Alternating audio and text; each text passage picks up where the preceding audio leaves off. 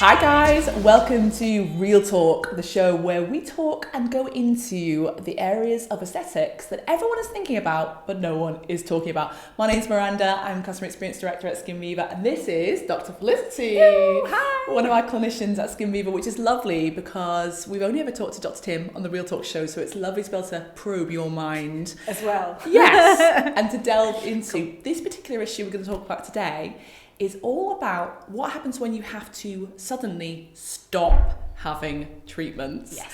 And it's funny because when I say it now, it fills me with slight dread. Don't take my treatments away from me. But tell me the kind of reasons that sometimes clients have to stop. Okay, so one of the most common reasons is going to be for a woman, pregnancy or breastfeeding, and those are the absolute no-nos, and that's actually on our consent form that you say that you're not pregnant or breastfeeding, and that was the case for me. Yeah. Other reasons might be, maybe you are unwell and for whatever reason you don't come to the clinic for a little while. It could be a change in job and you've maybe moved somewhere for a little bit and you just think, I really don't want to go to a different clinician, but I'm not going to be back for a little while, so I'll just wait until I can get back to Skin Viva. But the absolute no-nos are pregnancy and breastfeeding, and some medical conditions where if you're having sort of a particularly unstable period, we would say it's best that we don't do it at the moment for you. But yeah, for me it was pregnancy and then breastfeeding, which was unexpected. Yeah. I'll delve into that in a sec, but before I do,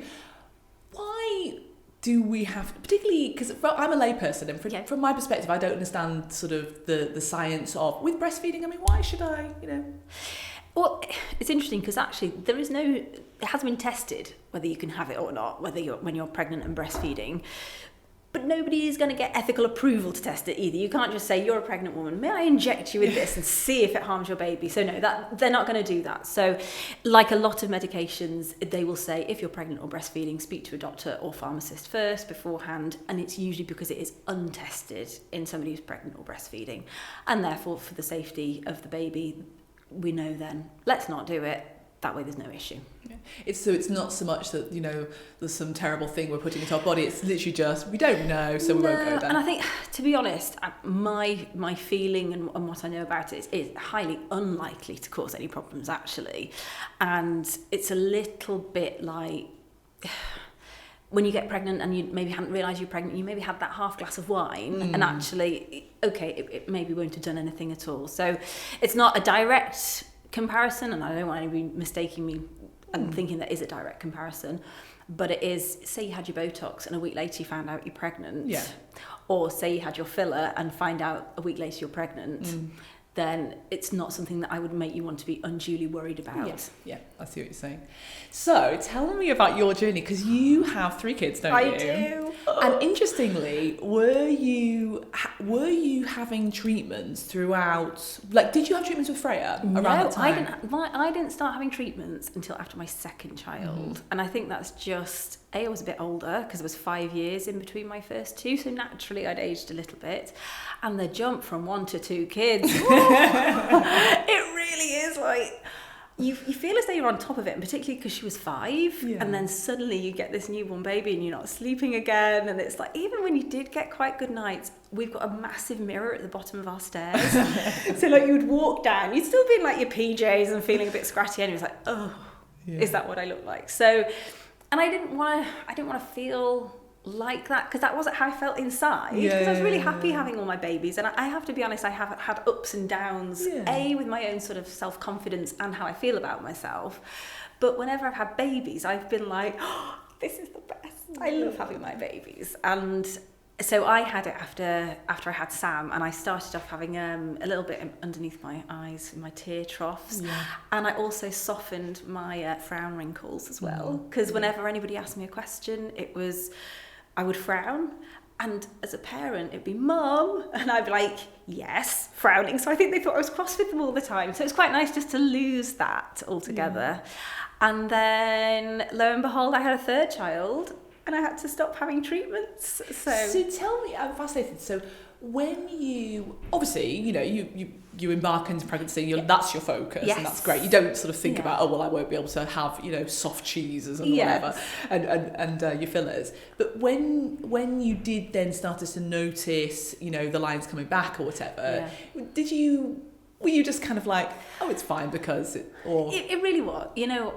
And I think possibly pregnancy is a different one, because pregnancy, you've got that joy of the baby coming and things like that. So it maybe is easier than perhaps I'm not well and therefore I can't have it done, and you've got other negative things going on. This was kind of a positive thing. And I think, to be honest with you, your body changes so much when you're pregnant. You'll do that anyway, and your face swells a little bit, and which is kind of good, isn't it? Like, it kind of exactly. If you weren't lacking in having any filler injection, then that extra little bit of volume can help. But I think doing it as a job, it was a little bit, I want my treatment now. I have to inject these people every day, and I can't have it myself. But no, I think you know that you've got the baby to look forward to and all of that, and so you can kind of feel quite comfortable. What I wasn't expecting was to breastfeed, because I actually bottle fed my first two. So if you're bottle feeding, you can go straight in whenever you're ready to have treatment. So I actually joked with my clients. I was like, you know, after I've had the baby, hold the champagne, let me just get my Botox done first. And then I ended up breastfeeding, and it's now nearly a year down the line, and I'm still feeding. So I think you look at yourself in a different way anyway. You learn to love yourself in other ways. And I'm still want to have my treatment done, because the things that I found really positive about having the treatment done, I know I will find positive, and it will just add to my sort of happiness and my life.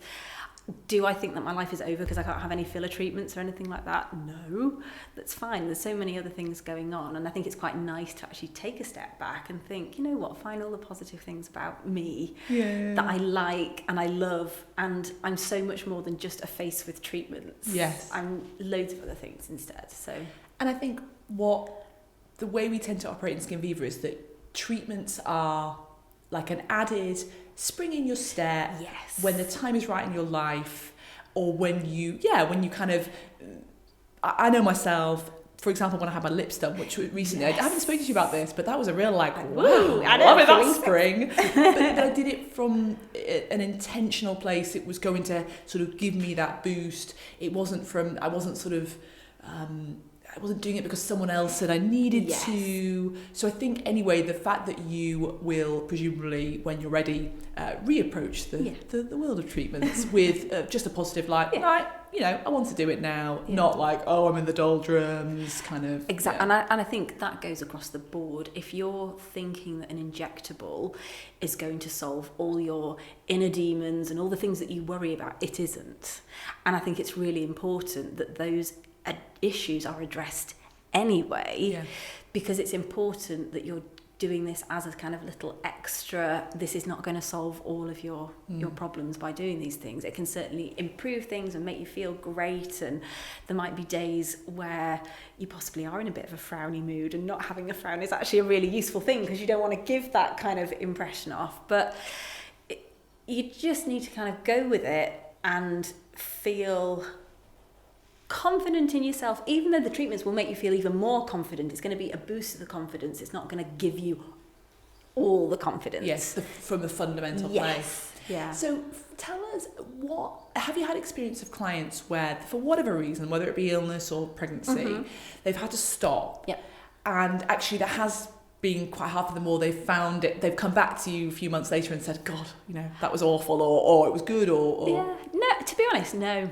I think if it's because they've been unwell, they've been dealing with that anyway. So kind of what we do does drop way down the priority list, obviously. And again, the ladies who've been pregnant and then come back, they're happy to come back, because it's like, oh, I can get it done again. And it is that nice little kind of, it's like getting your hair done. Yes. It's that kind of time, feeling. Yeah, and a little bit of a sort of treatment for you and your own time. So they've looked forward to it, and nobody's had any real sort of, oh, my face has caved in on itself. And, you know, it hasn't, because it's never been that long, and so it'll be fine. I think people are on the front foot, aren't they, when they've made that choice. So often what we find is that people will have maybe, been through like a divorce or something like that. It's just one example. And maybe they had parents who were ill or something like that. And then they come to the point where they're like, now I'm investing in myself. And that's actually a front foot decision. Yes. And that's lovely to see. It doesn't mean that they've come, In fact, I had a lady recently who'd had a kind of double bereavement, and she'd had treatments previously, but with everything that was going on, obviously, again, like I said, it drops down the priority list. And she'd left it, I think it was about 3 years she'd said, I'm just trying to remember, it was either 2 or 3 years she'd left it, but she was now in that headspace of, you know what, I'm feeling good, this is the right time. And actually, any changes to her face that she had been concerned about, she knew that we could help her with anyway. Yeah. And it was like, it just washed away. As soon as you pick up the mirror, it's gone. It was a distant memory of if you weren't sort of feeling your best when you looked in the mirror, it's gone, because it's all back now. So it's fine. Talk to me about, so the other day, Tim, I can't remember what research he'd found, but he said that when you have something new, which could be, a new purchase or something, that there's a period there for about 3 weeks of that kind of new feeling of like, and again, I totally corresponds with my my lips feeling. Mm-hmm. Do you experience that with clients whereby, because it's something slightly different, so you've still got the treatment, but you're 3 weeks post-treatment. Do you ever find that people are, they want more at that point, and how do you approach that? At the 3 week point, because it's something new. As in, when they've had a break from treatment, or just generally speaking. But then I'm interested in the feelings pre and post treatment. So if you've had a treatment 3 weeks ago and you've kind of had that woo, and then that feeling's gone, do you find that people kind of come back wanting more? It's weird, actually. I don't know, because possibly the way we do our consultations, because it's kind of full face, because we've already sort of talked about it, they're almost on board with the treatment that they've had, knowing going forwards that the likelihood is it's going to not be for a little while. So you do occasionally get a client who maybe you've given them a big treatment plan and they want to just do step one, dip their toe in the water, and they come back quite quickly because you kind of open their eyes to what the possibilities are. But I don't think... Would I say it's because it's a feeling of newness? It certainly wasn't when I had my treatment done. I didn't think, oh, I've had this, I want something new now, because the excitement of that has gone. Yeah. And certainly I think as a clinician, I would be concerned if somebody was in that sort of space, because then could they be coming to me for things that they don't actually need? Yeah. They just want something else. So I think if you've had a good consultation anyway, you know what the possibilities are for your face, but you also know what you want to have done in that time frame, be it how many injections you want to have, how much you want to spend on your treatments, what your downtime is and things like that. So I don't think, I have to be honest, I don't think I've experienced that hugely. And I think as a clinician, if I got the feeling somebody was coming in just because they wanted and wanted, I probably would actually be a little bit like, oh, there's a bit of an alarm bell here. Yeah, and let's just investigate this a little bit deeper, you know. To challenge them on that, yeah definitely. And I have to say, as a non-clinician, I appreciate that, almost like that boundary, because you do, even if forget this new feeling, even if a while later you think, well, actually, where is my baseline? And it's useful to be able to have a clinician say, okay, well, working together in a relationship, here's your baseline, and to kind of use that instead of just thinking, oh, what's the next treatment? Yes, because I do think you lose sight of what your baseline is. And I think if you're in a position where you suddenly have to stop having treatment, I think you worry about, what was my baseline? It's a long time since I've seen my baseline, and will my baseline actually be lower than it originally was? And so I think all of those feelings will go through your head when you stop having treatment as well for any sort of period of time. So tell us about that from a clinical point of view. I used to get this on the phones a bit. So let's say I'm having treatment for, 3 years, having it, and then I suddenly have to stop. Yes. Will I now get worse than what I was before I started? No. There's the bottom line. No, you're not going to. What you have to appreciate is if you have been continuously having treatment, you probably haven't ever really gone right back to your baseline, because you do want to maintain yourself. So the majority of people actually, you don't want to wait until it's totally gone. So you probably lose sight of where your baseline was. But also you have aged in that time as well. Mm-hmm. So you will have lost a little bit of elasticity. So it will be natural to see a few more little fine lines and things like that. But the quantities we're talking about, we are not a clinic that is going to, puff you up to the max and stretch you out or anything like that. We just restore you to how your tissue was before. So no, I can just say no. Yes. It isn't going to be any worse. And if you have, say you have a treatment for the first time that you haven't had before, and you think, it was okay, but I'm not sure I'd have it again. Yeah. Again, you can be reassured that because you've had it treated, if you choose not to have it treated again, don't worry, it's not going to make it worse if you stop having it treated. So again, if you go for something and think, I'm not quite sure I want to have that done again, you don't need to have that worry either. That it will because it will just dissipate and Yeah, it will do, yeah. So either your muscles will start moving again if you've had them relaxed, or the filler itself is broken down naturally by the body. Yeah. And do you ever look at celebrities and kind of think, oh, that's interesting, I think they've stopped their treatments? Yeah, I mean, most of the time you look at celebrities and think, you need to stop your treatments, Yeah. you're going way, way too far. Yeah. I think there's a few, I mean, obviously we all know the big Kylie Jenner who used to have her lips done and then she stopped having it, but I have a feeling she has now had it back. It's gone big, small, big again, and I wonder if that was her decision to stop having the filler, or it makes me wonder if somebody said, no, hang on, you're getting a lot of water retention, it's not looking good anymore, let's get rid of this and then start afresh. Because, I mean, we say that to clients sometimes, they've had a lot of lip filler or something like that, it's just not looking the best that it can be, and there are better products now out there, so let's wait for all of that to go and start using a better product. But I think Courtney Cox was another one. She admits herself she went very, very full, particularly sort of in the cheek area, and has now let herself go back. Yes. And she looks so much healthier. She looks great, but just normal. Yes. You know, you don't look at her and think, what have you had done? But to me, again, with my sort of fairly limited knowledge, that was, I think, because she had a bad treatment. It wasn't just that she had lots. No. I think it just was put in the wrong place. Exactly. I mean, it always makes me wonder, these celebrities who have all the money in the world, who are they going to? Yeah. Who's doing this? Come to Manchester. Yeah. No, but seriously, and how many the celebrities, they're like, we talk about our clients almost being like a walking advertisement. I mean, celebrities, that's like the biggest coverage you'll ever get. I wonder how many people though have it very, very close to an event, and perhaps are still a bit swollen as well, you know, because you can get a bit of swelling after the treatment, so you look at them and think, oh, I wonder if you should have given it a few more weeks just to calm down and bed in and look nice. But she either overdid it, had it done in totally the wrong proportions, or, you know, there's always that classic, the camera adds £10. You wonder if the clinicians are saying, oh, on camera this will look amazing, so we need to do you to the max. Yeah. But yeah, no, poor woman, because she is beautiful, really beautiful, and just became a bit full. It just shows you actually that, and sometimes I wonder whether people understand this, but there is so much skill in aesthetics, not just with the action of the needle, but in the choice of the placement. Definitely. And we are so into like little bits, you know, ideally, depending on budget, etc., little bits everywhere. Yes.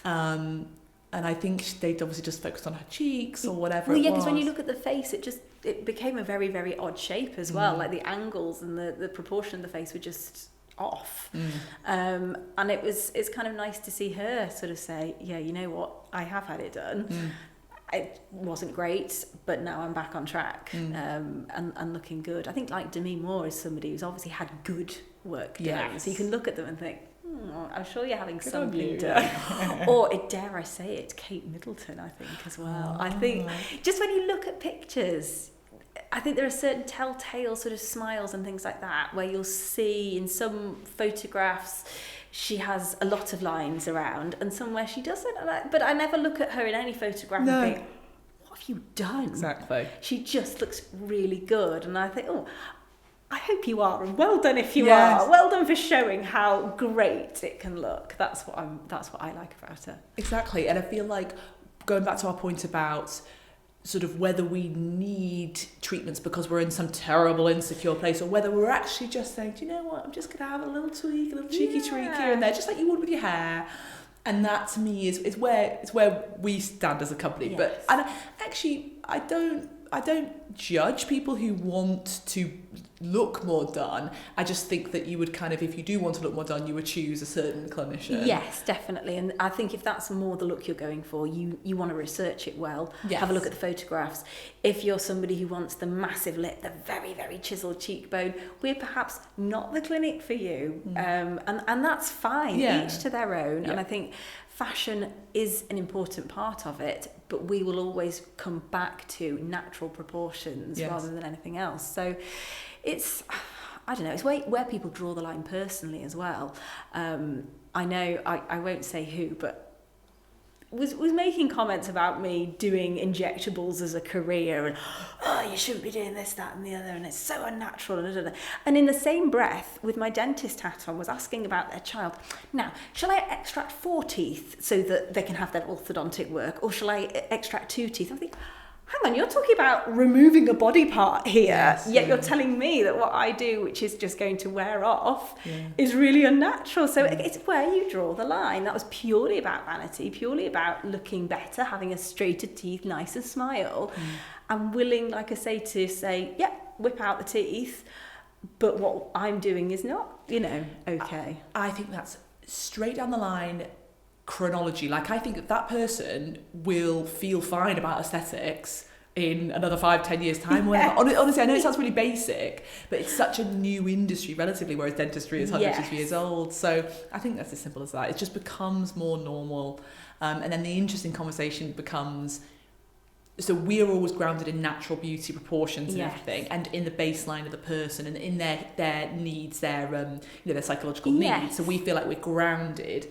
But then there is an interesting discussion we've had a few times on Real Talk about when people are starting to get the mega jaws and stuff like that, then where are we as an industry kind of augmenting almost like a reality? Someone said to me, I think Claire, our receptionist, said that someone had said to her, in a few years' time, no one will fancy any real people because we'll all there is a debate to be had at that end. But I think if that person said that to you, it's just because they're not kind of...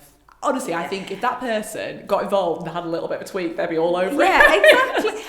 But equally, if they're not, that's fine. I don't judge either way. And like when people come in and I'll say, you could really do with this, and this.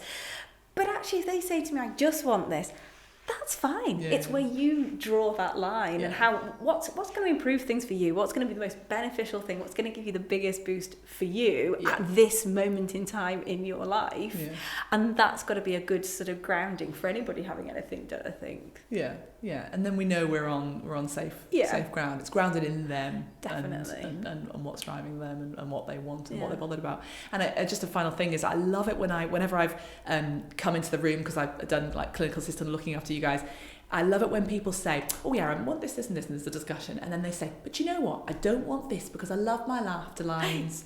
Or I love that they always say it with such ownership, and they're not wanting you to say anything else. They're just like, there it is, I love that, I own that, but this, let's get rid of it. Exactly. It's kind of like my frown, no thank you, I don't need that negative sort of face coming off. I have loads of lines around my eyes, but actually I just think, well, that's from smiling. And I think that for me, that's a really positive thing, because that's one of the things that I sort of did and taught myself to do. This is going to sound really corny, but when I would go down that stairs and go and look in that big mirror, one of the things that I always do, even on a bad day here, I'll always put my professional face on, which is, hi, how are you? You all right? And I'll greet them with this lovely big smile. And whatever's going on in my head, I just want to not give that sense over to them. And I thought, you know what? Greet yourself with that same, hi, how are you? So every day I would go down the stairs and like give myself a really big smile. And it sounds really corny, but it does, it really uplifts you. Yeah. And I think it reflects back what my clients feel when they come to see me, because it's quite a sort of, we are friendly with each other. Obviously, there's professional boundaries, but I like to feel as though that they're reassured and that they're coming to see somebody happy. I thought, you know what, just greet yourself like that. Yes, give yourself that gift. Yeah, exactly. And does it work? It honestly, 100 times over. If anybody's feeling just a bit, just do it and greet yourself like you would greet somebody else, like you would greet a friend. Yeah. And event and the kind of the feedback loop, and I'm sure that, you know, the doctors will be able to explain it much better about endorphins and things like that, but it does give you that little kick. Somebody smiling at you, even if it's only yourself smiling at you, does make you feel better and sort of uplifted. Well, I think probably yourself smiling at you is probably even more impactful than someone. But even if you don't feel like smiling at yourself, just do it, and then it's like, actually, the more times I did it, it was like, I'm sure there's loads of science behind that. I think that's wonderful. Yeah. Ooh, fab. Well, we've gone in a slightly random direction, but it's been gorgeous. So thank you for your time. Welcome. And please let us know whether there are any more discussion topics you're interested in about aesthetics, anything you want to know, or any, you know, sort of mildly controversial topics, or anything that you think would be useful for us to discuss. Please drop a comment below. And if you enjoyed this, please like and share, or tag any of your friends who you think have asked you questions about stopping their treatments and are wondering what will happen. Drop them a tag below. And we'll look forward to seeing you next time on Real Talk. Take care.